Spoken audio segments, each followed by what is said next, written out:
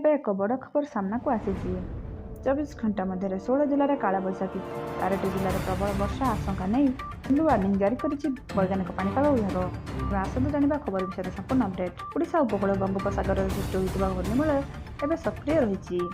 ଅନ୍ୟପକ୍ଷରେ ମୌସୁମୀ ନିମ୍ନଚାପରେଖା ଆଜି ସୋମବାର ତାର ସାଧାରଣ ଅବସ୍ଥାନଠାରୁ ଉତ୍ତରରେ ଅବସ୍ଥାନ କରୁଥିବାରୁ ରାଜ୍ୟରେ ମୌସୁମୀ ପ୍ରବାହ ଦୁର୍ବଳ ରହିଛି ଏବଂ ଏହା ଆଜି ଉତ୍ତର ପ୍ରଦେଶର ମୁଜାଫରପୁର ମଧ୍ୟ ଦେଇ ପଶ୍ଚିମବଙ୍ଗର ବାଲୁରଘାଟର ପୂର୍ବ ଦିଗରେ ମଣିପୁର ଯାଏଁ ଲମ୍ବିଛି।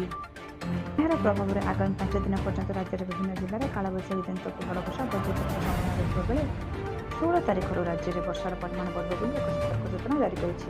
ଏବେ ଆସନ୍ତୁ ଜାଣିବା କେଉଁ କେଉଁ ଜିଲ୍ଲା ପ୍ରତି ସତର୍କ ସୂଚନା ଜାରି କରିଛି ପାଣିପାଗ କେନ୍ଦ୍ର। କିନ୍ତୁ ତା ପୂର୍ବରୁ ଭିଡ଼ିଓ ଗୋଟେ ଲାଇକ୍ କରନ୍ତୁ, ସାଙ୍ଗମାନଙ୍କ ସହିତ ସେୟାର କରନ୍ତୁ ଏବଂ ଯଦି ଆପଣମାନେ ଆମ ଚ୍ୟାନେଲ ପାଇଁ ନୂଆ ପ୍ରଥମ ଥର ପାଇଁ ଚ୍ୟାନେଲକୁ ଦେଖୁଥିବେ ତାହେଲେ ଏବେ ହିଁ ଚ୍ୟାନେଲକୁ ସବସ୍କ୍ରାଇବ୍ କରି ପାଖରେ ଥିବା ବେଲ୍ ଆଇକନକୁ କ୍ଲିକ୍ କରି ଫଲୋକୁ କ୍ଲିକ୍ କରି ରଖନ୍ତୁ। ତେବେ ଆସନ୍ତୁ ଡେରି ନକରି ଖବର ଉପରେ ନଜର ପକାଇବା। ତେବେ ସତର୍କ ସୂଚନା ଅନୁଯାୟୀ ଆସନ୍ତା 24 ଘଣ୍ଟା ମଧ୍ୟରେ ଅର୍ଥାତ୍ 15 ଅଗଷ୍ଟ ମଙ୍ଗଳବାର ଅପରାହ୍ନ ସୁଦ୍ଧା ରାଜ୍ୟର ବାଲେଶ୍ୱର, ଭଦ୍ରକ, ଯାଜପୁର, କଟକ, କେନ୍ଦ୍ରାପଡ଼ା, ଜଗତସିଂହପୁର, ଖୋର୍ଦ୍ଧା, ପୁରୀ, ନୟାଗଡ଼, ଗଞ୍ଜାମ, ଗଜପତି, ଅନୁଗୁଳ, କେନ୍ଦୁଝର, ମୟୂରଭଞ୍ଜ, ସମ୍ବଲପୁର, ସୋନପୁର, ବୌଦ୍ଧ, ବଲାଙ୍ଗୀର ଓ କନ୍ଧମାଳ ପ୍ରଭୃତି ଉପକୂଳ ଓ ପଶ୍ଚିମ ଓଡ଼ିଶାର 20ଟି ଜିଲ୍ଲାରେ କାଳବୈଶାଖୀ ଜନିତ ବଜ୍ରପାତର ସମ୍ଭାବନା ରହିଛି। ଏହି ସମୟ ମଧ୍ୟରେ ମୟୂରଭଞ୍ଜ, କେନ୍ଦୁଝର, ଯାଜପୁର ଓ ଢେଙ୍କାନାଳ ପ୍ରଭୃତି 4ଟି ଜିଲ୍ଲାରେ କାଳବୈଶାଖୀ ଜନିତ ଝଡ଼ ବର୍ଷା ସହ ପ୍ରବଳ ବର୍ଷା ସମ୍ଭାବନା ରହିଛି।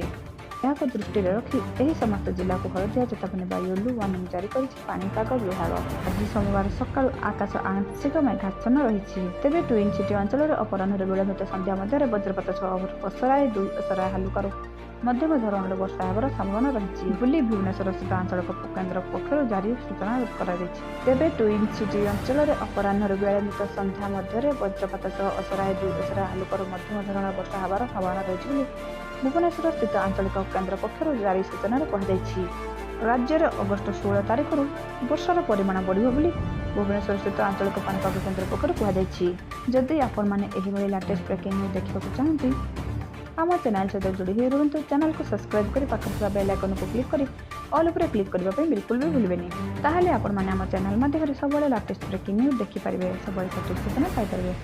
ଜିରୋ ରିପୋର୍ଟ, ଅନୁସନ୍ଧାନ ଟିଭି।